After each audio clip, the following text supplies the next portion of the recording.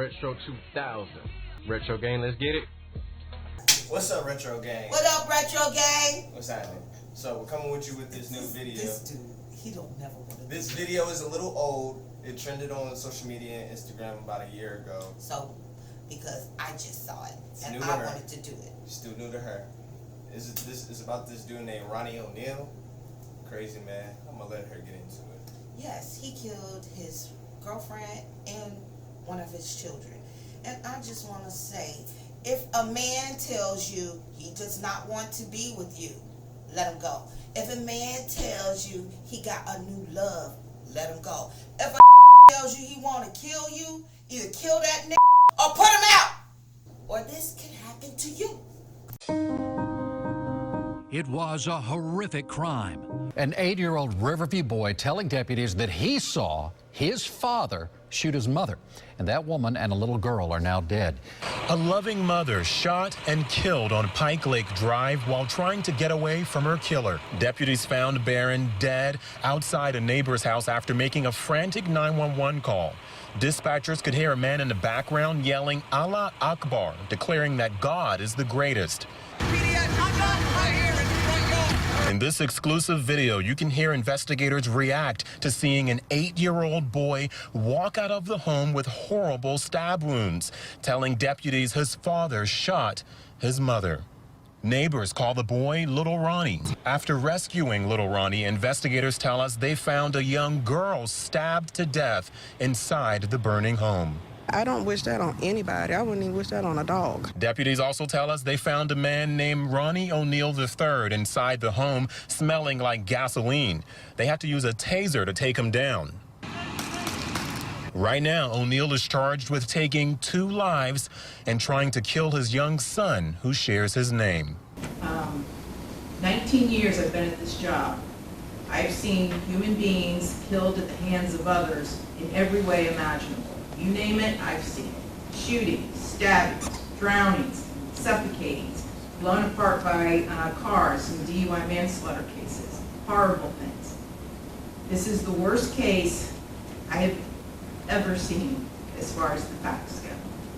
And all I can think about, because I knew that Miss Barron was not with you romantically at the time. And I knew that she just, out of the goodness of her heart, let you come stay with her. And it is beyond tragic that that critical decision ended in so much horror for her and for her children. It is unspeakably cruel what happened as a result of that one decision. 911, what's your emergency? I'm shot, help me.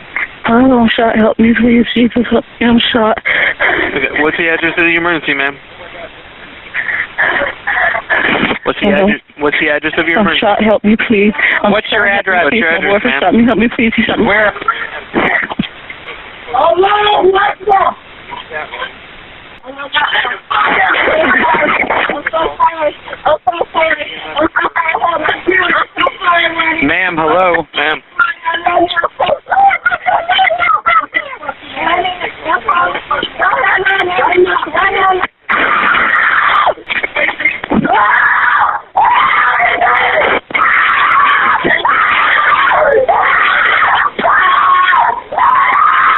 Ma'am, hello? Hello?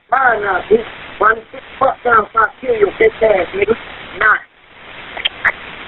Right now. Come out here and help me kill this bitch. Now! I just saw my dad holding a shotgun and my mom, and mom screaming at him. And your father had a shotgun. What happened next? What did he do? My mom ran to my sister's room.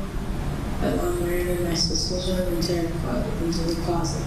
And then my dad said, come in here and come kill the B-word. After the call ended with Kenyatta, one more call would be made to 911 before the police arrived. This time, it was Ronnie himself. 911, what is your emergency? Hey, I just been attacked by some fucking white demons inside, and she tried to fucking kill me, and What's the I address? just killed her stupid ass. Huh? What's the address of the emergency? Tried to attack you? Yes. Yes. Yes. She did. She tried to kill me. Ronnie O'Neal is representing himself on 2 murder charges that could send him to death row if convicted.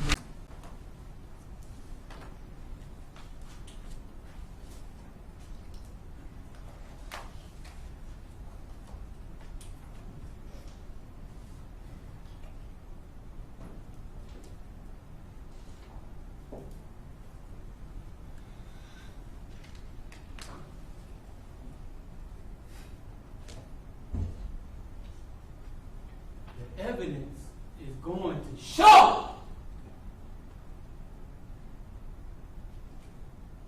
that we are under some of the most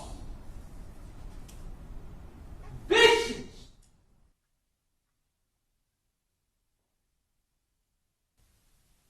lying,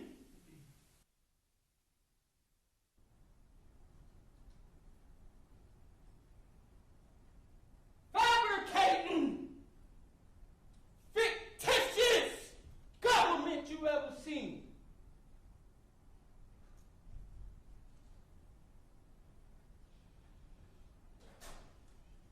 By the time it's all said and done, you will see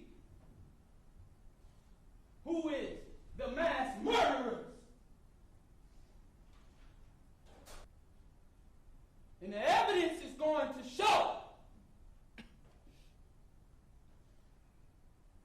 that law enforcement tampered with evidence to meet their such high burden of proof.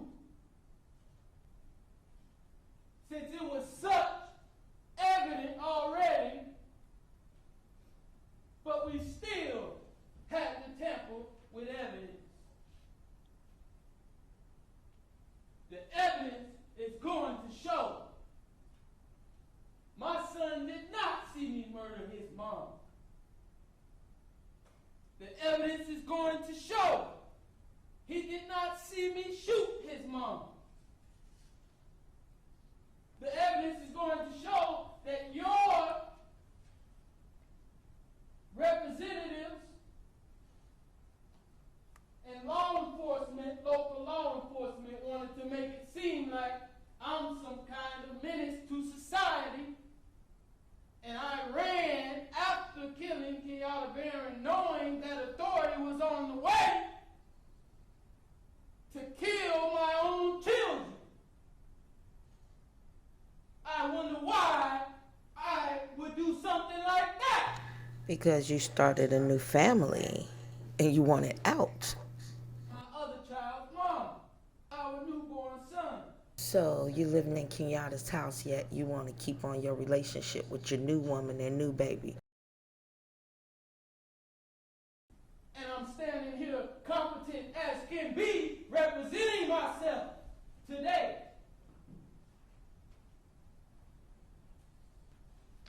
I'm asserting justifiable homicide because I acted in self-defense and moved to protect myself and my children from Kenyatta Barron. But you just called your son a bitch-ass nigga and said that you would kill him. I'm going to be showing with evidence several reasonable reasons to doubt the state's allegations against me. The evidence will show that the state cannot prove that I premeditatedly killed anyone because I didn't have any time to reflect or plot and plan as if everything happened suddenly and spontaneously.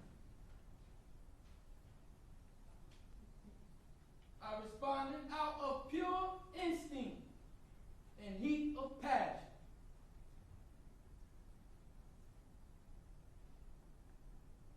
Eliminating any kind of premeditated design. And let me just say, the evidence will show that since the state plans to kill me, if they can say that I killed my family, unjustly. They plan to premeditatedly kill me, so they cannot say or deny me the right to premeditatedly kill Kenyatta Barron if she killed my children.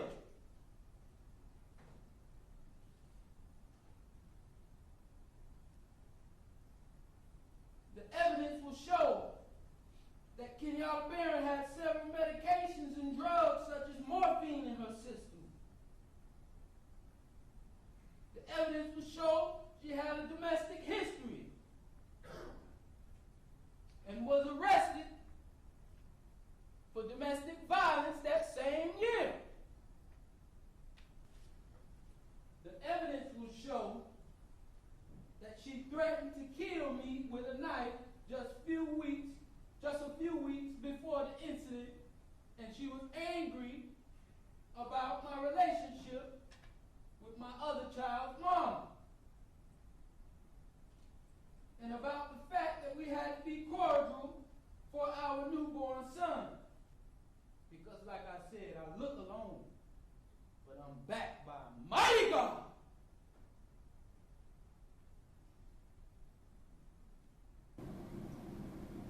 Did he do something to your sister? Yes, he hit her with an axe in the head, and then in the back, and the back, and then the head. And then like I saw her eyes roll, and then there was blood everywhere. Did you see where he got the axe from? No, I did not. Okay. Do you remember your father ever having a can of gasoline?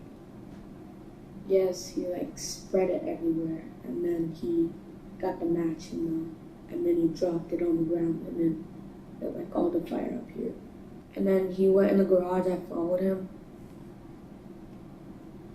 and then he put me on the ground. He put me on the ground, and then he like had his foot on top. I was laying on my stomach. He had his foot on top of me, and he was holding me down. And he was like lighting a match. He was lighting a match with the tissue, and then he threw it down. Do you ever remember your father cutting you or stabbing you with anything? So when he tried to put me on the fire or whatever, he tried to light the match and put me on fire. I quickly ran up and went in the kitchen, and then I backed up. He like opened a drawer, and then I remember like my mind just like I was understanding anything, and then I walked out the front door. Now, because he's representing himself, this creates the unusual scenario of the father cross-examining, questioning his own son. The man is accused of trying to kill him, and now he is basically questioning his son's testimony. How you doing? Good. It's good to see you, man. Good to see you too. Did you see me beat your mom? No. Did you see me shoot your mom? No.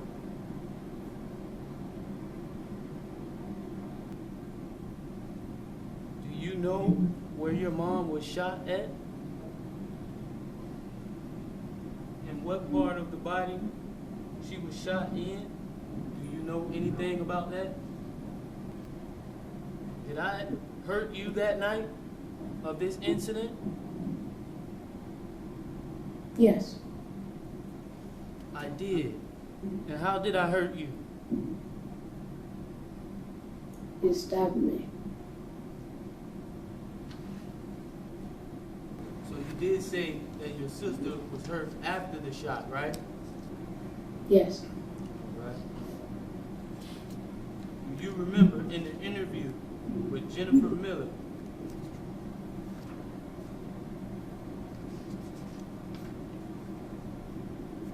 pages 34 and 35, you told her on page 34 and 35, you said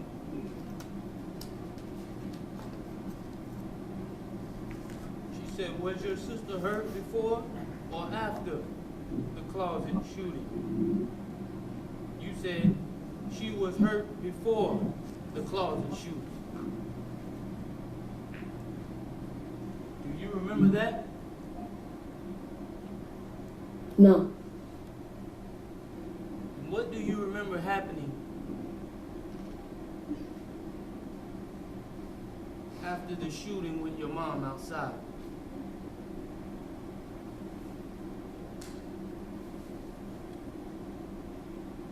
You coming back inside and you getting my sister and then putting her in my parents' room, and then you hit her with an axe. And you said that I had my foot on you and went to strike you or strike a match and set you on fire. Is that correct? Yes. Do you remember Jennifer Miller interview, page 36, 37? Do you remember telling Jennifer Miller, after she asked, how did you get burned? And you said, I got burned because the fire came to me. How did it come to you? And you said, I don't know. Time redirect examination. So, Mr. The state may have a couple of follow-up questions for you, and then we're done. Okay. Real quick, okay, and then you're all done with this, okay? That night, when this happened, did you set the house on fire? No. Did you ever see your mom set the house on fire? No. How about did she set the house on fire? No. Did you ever see your mom hit your sister that night with an axe or a hatchet? No? No. Did you hit your sister that night with a hatchet? Would you have done something like that? No. Did you ever see anybody holding the shotgun other than your father and when he helped you hold it in that bedroom? No. This all happened back when you were 8 years old, didn't it? Yes. Have you, over the last 3 years plus, have you had to talk to a lot of people about what happened that night? Yes. And last year, do you remember giving a deposition last year? Yes. Okay, and that's something that lasted all afternoon, didn't it? Yes. And you were asked a lot of questions about this in a lot of detail, weren't you? Yes. About things that happened when you were 8 years old? Yes. And when you gave your interview to Detective Dirks, were you still laying in a hospital bed when that happened? Yes. And when you were laying in that hospital bed, did you have tubes in your arms and you were hooked up to some machines and stuff? Yes. Okay. I have no further questions, Your Honor. This witness may be released.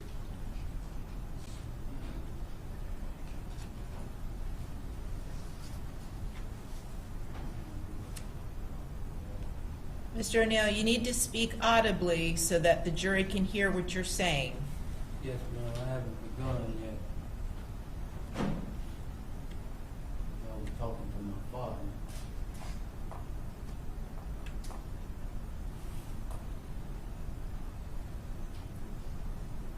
He showed you a fraudulent recording where they allege that I beat Kenyatta Barron to death. He talked about Mr. Khalil Brown, my neighbor who stayed across the street. But if Mr. Khalil Brown was a help to them proving me guilty beyond a reasonable doubt, they would have called Mr. Khalil Brown. But I called Mr. Khalil Brown to be a witness for me. And I didn't ask him to lie about one thing that he saw that night. I asked him to tell the jury exactly what he saw that night. And you have to ask yourself why that is. Because he's playing a fraudulent damn recording of me beating Kenyatta Barron 15 damn times when that did not happen. And like I told you earlier, you will know the truth, whether in this trial or the next one. Better believe it. If you think I'm here to play around with y'all, God damn it, I'm not. All right, Mr. O'Neal, please stop using swearing language. It's not appropriate in a closing argument. You heard Mr. Khalil Brown.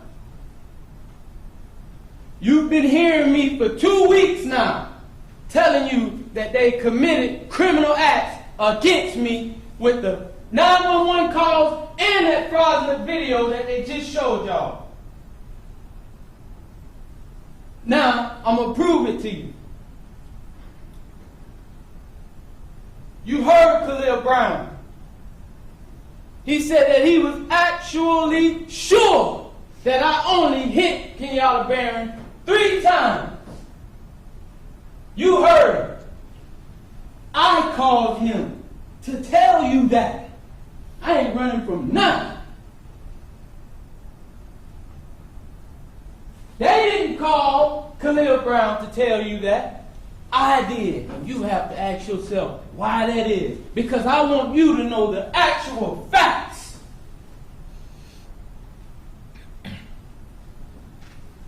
I did kill Kenyatta Barron. But I want you to tell it like it is if you're going to tell it. Okay. I'd ask the clerk to please publish the verdict. Thanks, Judge. State of Florida versus Ronnie O'Neal III, case number 2018 CF 004019, verdict form, trial division 1. We, the jury, find as follows as the count 1 of the charge. The defendant is guilty of first-degree murder as charged. The defendant did actually possess and discharge a firearm causing death.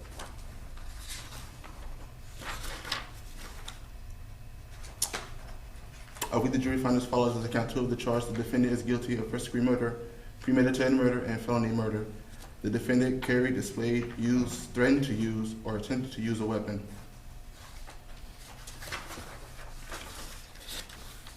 We, the jury, find as follows. The count 3 of the charge. The defendant is guilty of attempted first-degree murder as charged.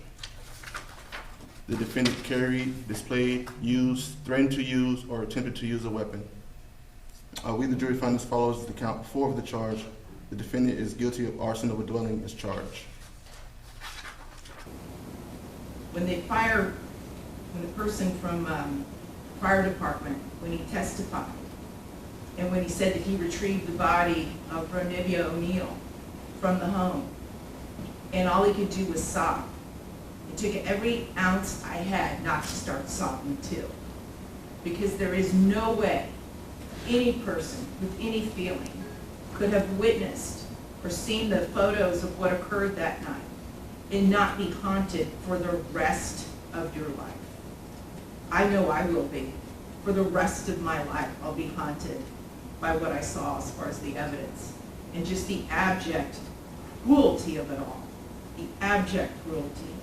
But I have to tell you, I think that your representation of yourself also aided in saving you from the death penalty. I really do. I really think that. I could be wrong, but that's just my best guess. However, well, the way that Ms. Barron died was horrific, and that 911 call, which captured truly all of it. You heard, and everyone who's heard that 911 call heard a death scream.